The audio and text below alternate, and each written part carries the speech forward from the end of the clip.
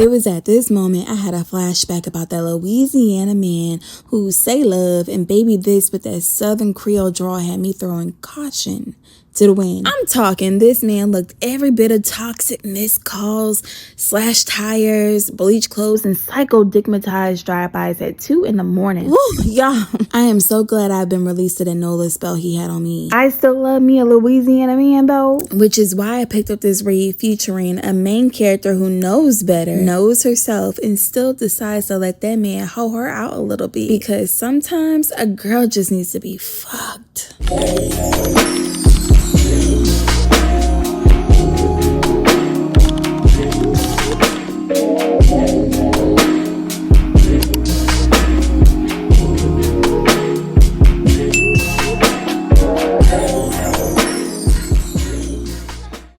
It's your girl Jasmine. Welcome back to the softest read, but if it's your first time, it's welcome, girl. Y'all, before we get into this reading vlog today of Heaux Phase by Nature Antoinette, I want to be in y'all's business. Have y'all ever had a Heaux Phase? This is a safe space, okay? You can tell me because me, myself, and honey, I've had my fair share of Heaux Phases, and I can't sit here and say that I regret them, because I don't. During my Heaux Phases, I learned so much about myself, and I know that sounds crazy, but it's the reality. You learn so much about what you like and what you don't like, especially in the bedroom, and I really enjoyed my Heaux Phase experiences, so much so that I used to write about them in a sex, dating, and relationship blog that I used to host way back in the day, okay, honey? But back in my early 20s, I was pro a lot of things, y'all. I was pro sex on the first date. I was pro waiting on marriage. I was pro strippers. I was pro women doing whatever the fuck they wanted to do. And really, I was pro people minding their business and not policing women and what they choose to do with their bodies. That's really what it was. I was pro women doing what they wanted to do, okay? Period. So being pro hoe was so on brand for me, honey. And back then, being a hoe felt like a reclamation of the word. And what I mean by that is, a lot of people felt like hoes was like nasty, disgusting. Oh, she sleep around, she trifling, she's a hop around or whatever. But in my eyes, as long as a woman was being safe, living in her truth, not harming anybody, spreading disease, or sleeping with anybody else's man, I didn't see a problem with it. And I know a lot of people be talking about these celebrities or whatnot. I didn't care. I never cared about people sleeping around. I know that a lot of the times it has something to do with something that they might have experienced in their childhood. They might be looking for validation through men and they have not woken up yet. And then other times women just want to have fucking fun, and it never has anything to do with like some kind of traumatic experience or a woman having daddy issues. A woman really could just want to have fun. And honestly, being a hoe was never about sex. It was always about pleasure and having fun. It was about having agency over yourself. It was about choosing. It was about having free will, realizing that you have free will and you get to decide what your body is for, who you do it with, and who gets access to you, and what pleasure means to you. So when I saw this book and that it was set in New Orleans during Mardi Gras, y'all, and that it centers around a woman choosing herself, choosing freedom, choosing curiosity, I already knew this was gonna be right up my alley, honey. So before I get into reading this book for real, I need to fix my Chinese water because I'm Chinese now.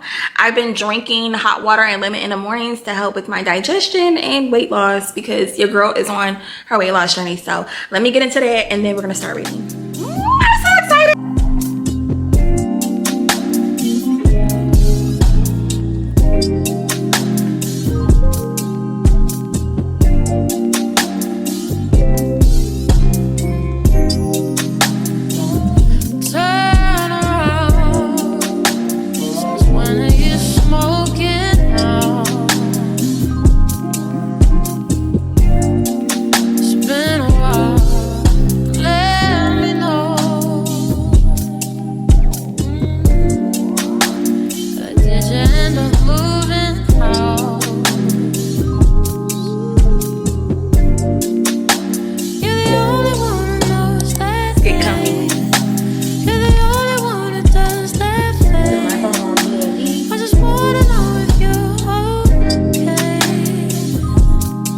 Trigger warnings, y'all, already. Okay, so boom, this book contains grown folks' business. Yes, I mean sex. Alcohol, hookah, heavy flirting, unhinged romantic gestures, a man who matches energy, mentions of healing, loneliness, and soft re-entry into the dating world, and joy, like reckless whole body joy. Although it's over, always be there.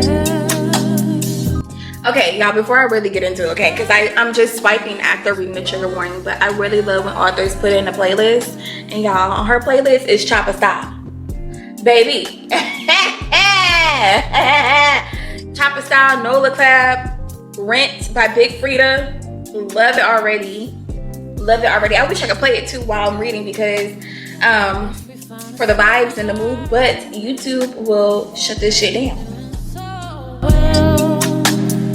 Only you could see how I've been. I'm being real, no it ain't been the same. We could talk, we want.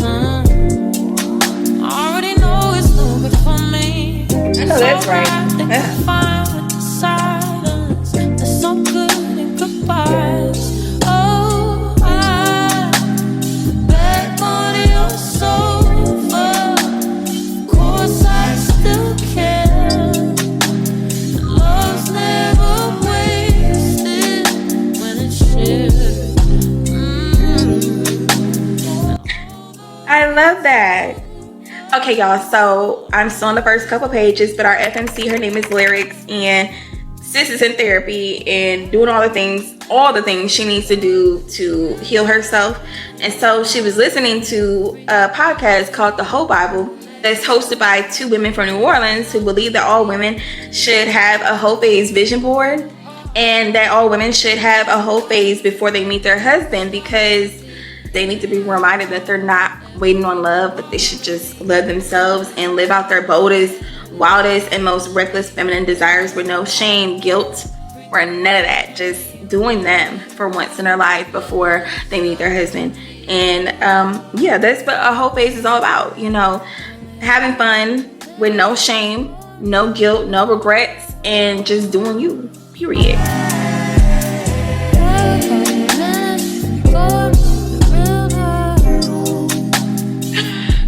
This is so silly. She's talking about something. If God didn't want me to be in my Heaux Phase, he wouldn't have given me airline points and off days at the same time to go to New Orleans for Valentine's Day. Girl, she's silly.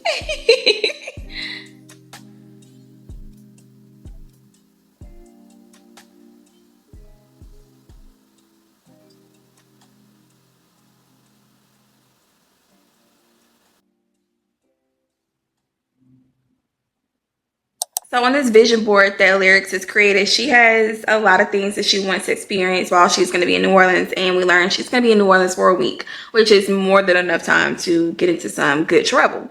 So on her list, she has get a tarot reading about her sex life with a random man, have sex with jazz echoing through an open window, do a body shot off a stranger on Bourbon Street. And then her last one, let me scroll. She put this last one on her board, and it says, fall in love, even if it's just with my damn self.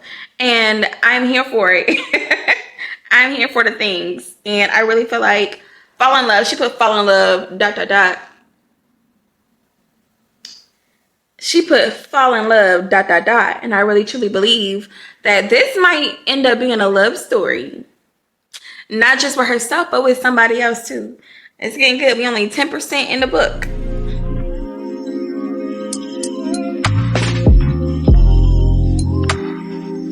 I really cannot with Lyrics. I can't with her.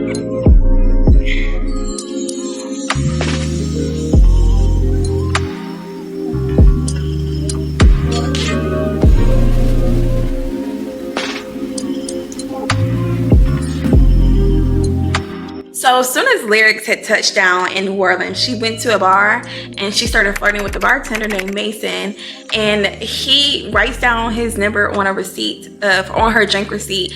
And so later that night, she ends up texting him saying that she wants to get like a little tour of the city, and so he agrees to doing it the next day for her. So they meet up the following morning and he takes her to a brunch spot. And y'all, the way nature describes the catfish and grits has my stomach growling, honey. Listen to this. Mason says, you see this right here? He said, pointing to that plate in front of me. That's catfish and grits. You don't come down here and eat brunch without getting catfish and grits. Shrimp and grits are good too, but ain't nothing like that crispy seasoned catfish. It's got soul. He wasn't lying. The catfish looked like it had been fried by somebody who prayed over the grease first. Golden brown, edges curled up just right, sitting on a bed of creamy grits. I could smell the seasoning before I even leaned closer. It smelled like butter and garlic.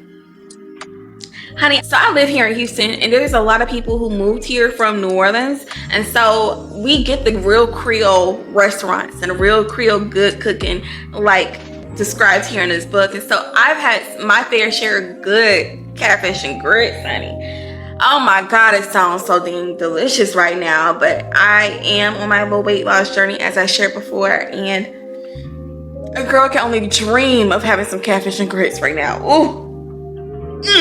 Now I can probably have the shrimp and grits because the shrimp is grilled or blackened, but the fried catfish, baby, these so freaking delicious. My goodness. Oh, and then she's over here trying new stuff like duck bacon. Now I've never had no duck bacon. But sis is really getting a real experience in New Orleans, and that was what her plan was. And so thankfully she met Mason, and I really feel like she's gonna hit it off with Mason. He's gonna end up being the man that she fall in love with. So and while like I'm over here making assumptions of the story, please don't get it twisted. I'm enjoying the story still because it's nostalgic of me living this kind of experience too. I've been in New Orleans a handful of times because it's maybe like a 3-hour drive from here in Houston, but I've been a couple times, and each time I eat good, and there's a lot of fine men out there. And the golden rule here in Houston and New Orleans is that you never talk to a man from Louisiana, okay? They will sweet talk you out your panties, and next thing you know, you're gonna be left with a broken heart.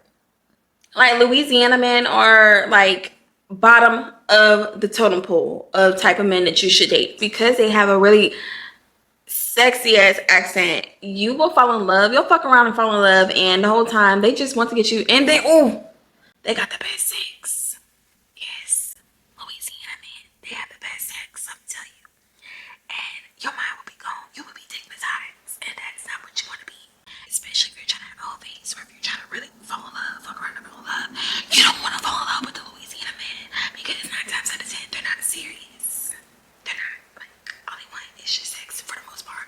Most of them just want sex, and they're damn good at it. They're damn good at sex. Okay. I don't even know why I'm whispering, but y'all get the point. Y'all get the point. Okay, y'all, so this scene actually made me hungry. So I'm gonna go get some crawfish from HEB. So come with me to go get some crawfish. But I will say, y'all are probably not gonna see me eat it just because, baby, when it comes to crawfish, I don't know how to act. Like, all our manners go out the freaking door when it comes to crawfish, okay? But y'all will see it. It's crawfish season, my favorite season ever. I plays no games. So let's go get some crawfish.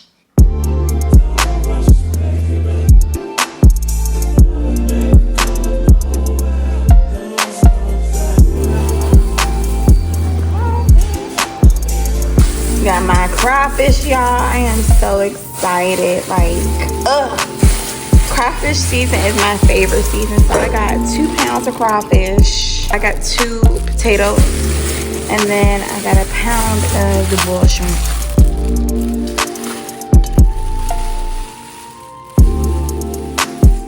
Oh, yes, Lord.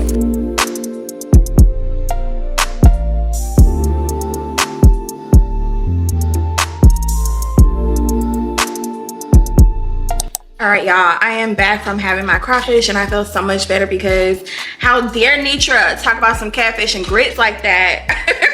I didn't even think my stomach would growl, and hopefully y'all can hear me with the fireplace playing in the background. So like, for my stomach to growl like that after reading just how she described catfish and grits is insanity, okay? It's diabolical, and I hope I don't run into any more issues like that while reading. But before I get into the next 5 chapters, I just want to touch on this one topic, or this one thing that I just feel like all women would resonate with if they've ever experienced something like a traumatic relationship, and they're in their healing girl era, and they come to a point in life where they're like, okay, so what now? And I feel like that's what happened with Lyrics. Like, she says that her therapist told her to date herself, and she accidentally ended up celibate.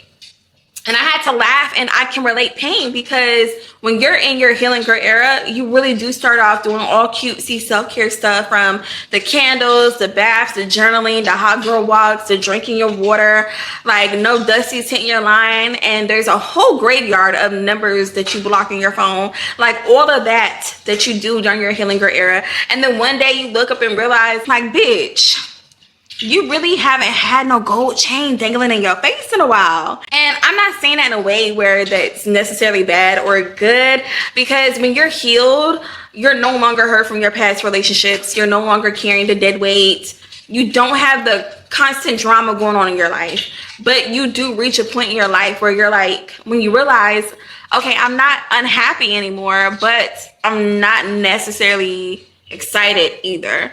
And I feel like that's why she went on this whole journey, because it's like, I did what I'm supposed to do. I did the therapy thing, I did the self-reflections, I sat with myself. So now what? I'm looking for excitement in my life. Like, just because I'm in my healing girl era, life doesn't mean that I have to close myself out to excitement and pleasure and really getting to enjoy life. And men, or whoever you know you make love to, you don't have to close yourself out to that anymore. Like, you get to still have your cake and eat some of it too. So what I got from the first 5 chapters is that Lyrics, she's not trying to self-destruct or go back to toxic patterns while she's on her whole phase. Sis is literally just looking for some excitement that won't leave her with a broken heart. So let's get into these next 5 chapters. And I put on my glasses in case y'all just not noticing. These are my new glasses from Zenni Optical. And if y'all like them, y'all want to try them, I'll put the link in the description box because they're cute. Okay, let's get to the...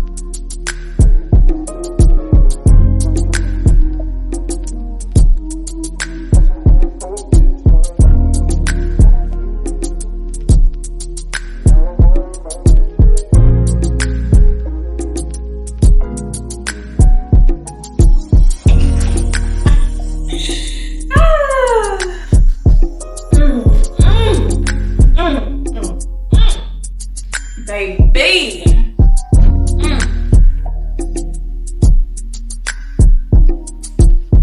You know what? Y'all. Listen to this, okay? So things are kind of heating up between Lyrics and Mason, and they make it back to her hotel room. And so he's staring at her, and his dick is already hard. Hold on. Let me bring y'all closer. So, let's put you over here. The lighting's better. So they make it, like I was saying, they make it back to Lyrics' hotel room, and his hands are all over her body, right? And you already know they about to do something. So he's staring at her, and he says, "You're really something." And then he tells her, "Tonight, you don't have to think or perform or hold back. Just be. Be selfish. Be free. Let go." He kept talking. "Let a man you just met make you feel good. No pressure, no expectations, just feeling."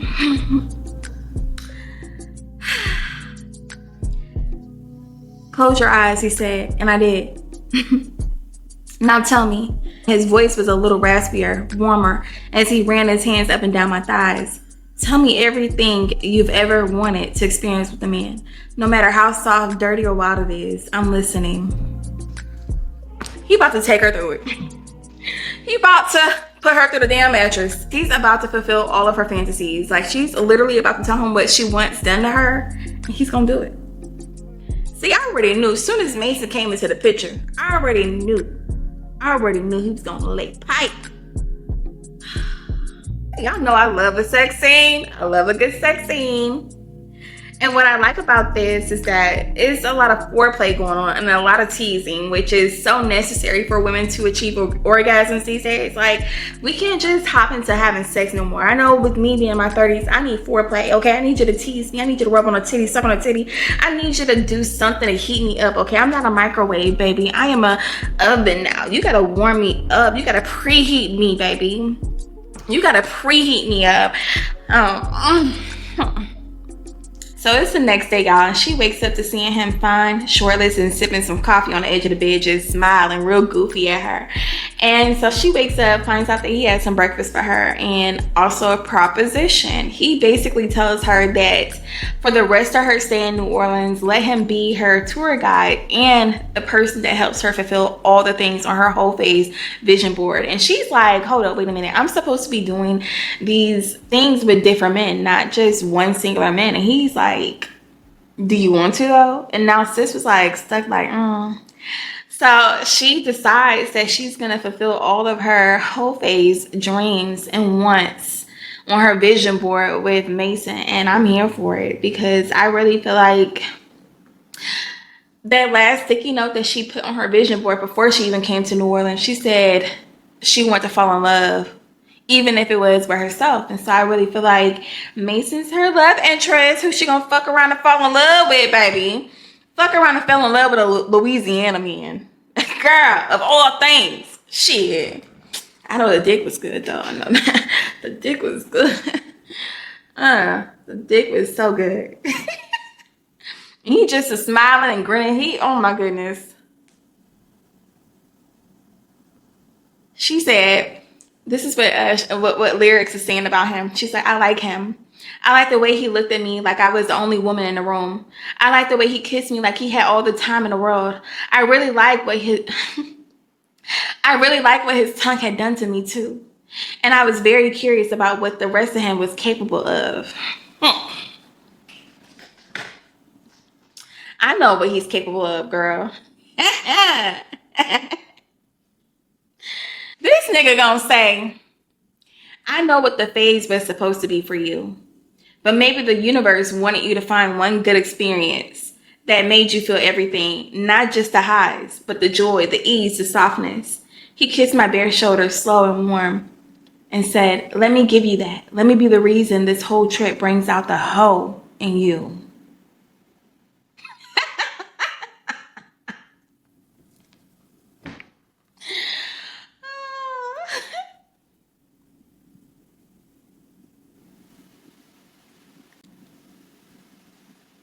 Y'all. Why is lyrics on Bourbon Street flashing her titties for some damn beads from Mardi Gras? And Mason, he tells her to do it again after she pulled her shirt down. He tells her to do it again.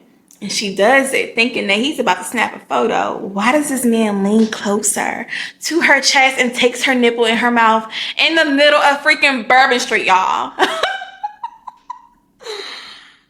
Y'all, some freaky deaky stuff do be going on Bourbon Street. You will see any and everything, okay? So, like, this is nothing new for the people that are on Bourbon Street to see something like this go down. So this is very much so realistic.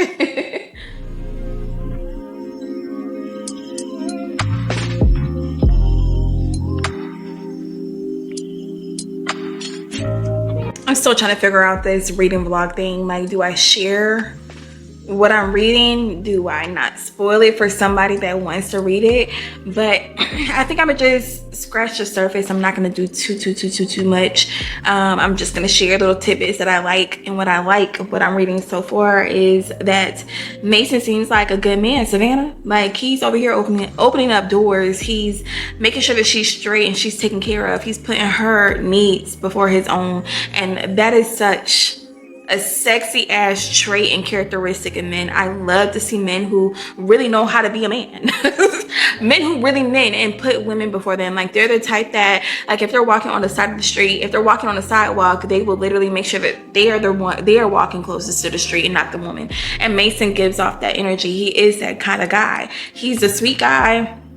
He's also a paid honey, because after their sexcapades, because they've been sexing each other, one of their sexcapades, he ends up like leaving her in the middle of the night because he got to go handle his business for a little bit. Before he left her, he made sure she had something to eat, and he left a plate of cash for her to spend on her day without him, basically, until later that night when they met up again. And so I was like, look at this man being so damn thoughtful. Like, he's providing for her already, and at this point they don't even know each other's last name.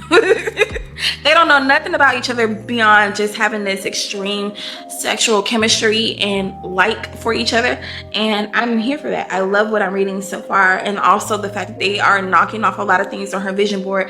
Now, One thing that was on her vision board that I also really enjoyed was her wanting to, this sounds so freaking crazy, and honestly I think I would love to do this with my future husband, but on her list was to make a dish while naked. And so all she had on was her shoes and apron and just prancing around looking real sexy around Mason. And I think he was naked too. It didn't say if he was naked or not, but I was guessing that his dick was swinging too. His dick was out swinging, and like they were just turning each other on, you know, and then had a little rendezvous right there on the kitchen countertop. And so yeah, like where they are now, they learned a little bit more about each other, which I'm not going to reveal. I think I'm gonna leave that for y'all to read the book and find out more. But y'all, I am loving this romance story so far. It's just like, it has me thinking, like, not that I want to have a Heaux phase again, because I feel like in my 30s now, like I've been there and done that. I don't think that's something, even though I also learned that lyrics is 32 or 33. I'm 32, and I don't think I would want to experience another Heaux phase where I am in my life. I feel like I pretty much know who I am and what I want and what I like, because I've done it all in my early 20s. But I think what I'm seeing here is that, like, one thing I do want out of what I want out of a future partner, I know that I want spontaneity. I want to do things that are spontaneous and fun, like this. And I think I'm also thinking of, this is why I love reading romance books, y'all, because they give me ideas on how I want my relationships to be. Because I'm thinking of doing a vision board with my partner, my future husband, boyfriend, whoever, and we both have stuff on that vision board, and we both figure out how we're gonna do it throughout the entire year. Maybe we put something together that December, and then all of the following year we are completing and checking off things on each other's vision board, trying to keep things spicy and like interesting, and you know, it's just creative. You would never have a dull moment. Like, good times, just creating memories together, and that's what I love. And I'm very curious where I am now, because you know, lyrics is kind of like, I don't want to say she's falling for him, but you know, when you are doing these things, these are first time experiences, mind you, that she's having with this man. I know as women, like sometimes that should be warping our mind, okay? And it's a good man, Savannah, doing all the stuff that we wanted out of a man, and it's a stranger doing it. Of course, it's gonna warp your mind into envisioning a future with them and envisioning what it would look like. So I'm just curious to see how this book is gonna end. Yes, I feel like where I am now, I'm 82% in. I'm literally 24 minutes. I have 24 minutes left in the book, 82% in. And I really feel like they're probably going to pursue a long distance relationship, or she just literally says, well, this is a fun time, not a long time. And whenever I see you in New Orleans, you already know what's up. It could be one of the two things. And I'm curious to see how Nietzsche ends the story. So let me get back into finishing this book. I thought I was going to check in at the chapter 10 mark, but I was like, let me go ahead and finish this book out, because y'all, it's holding my attention. It's also nostalgic. It's literally reminding me of my time in New Orleans, and also my time as a young hoe out here in these streets and doing me and having fun while doing me. So let me get back into this story. And y'all, the day has kind of lost me, because when I went and got crawfish earlier, I actually went and did some grocery shopping too, because the crawfish was at H-E-B. So I was like, okay, what the hell, let me go ahead and get some last minute groceries. And that ended up being like an hour of my time in the grocery store. And then I went and got my car washed. Then y'all, I went and got an oil change and a state inspection because my sticker expired. And so I just ran my errands. So I lost a couple hours. And so now if y'all see the light like dimming, it's because the sun is literally setting now. It's 5:47, and I started reading this book early this morning around 11. But I had a long break in between just running errands and kind of doing me. But yeah, I have 24 minutes left, so let's finish it out. So, but if you see it getting dark, y'all know why.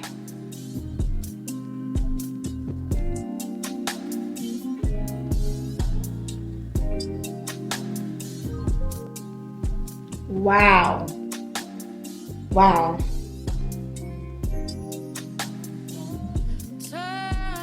Mason is literally pulling out all the stunts to impress her and show her that he's a real stand-up man, because oh my goodness, he is just so sweet and thoughtful.